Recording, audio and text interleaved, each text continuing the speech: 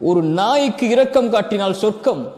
சக மனிதன் என்றால் அவன் இந்துவாக இருந்தால் என்ன, அவன் கிறிஸ்தவனாக இருந்தால் என்ன, அங்கே அவன் முஸ்லீமாக இருந்தால் என்ன, அவன் எந்த மதத்தை பின்பற்றுபவனாக இருந்தால் என்ன, மதமே இல்லை என்று மறுப்பவனாக இருந்தால் என்ன, அவன் இறைவனால் படைக்கப்பட்ட ஒரு மனிதன். அங்கே மத வேற்றுமைகள், அங்கே இன வேற்றுமைகள், அங்கே மொழி வேற்றுமைகள், அங்கே நாடு வேற்றுமைகள், அங்கே நிற வேற்றுமைகள் எல்லாம் அங்கே வராது.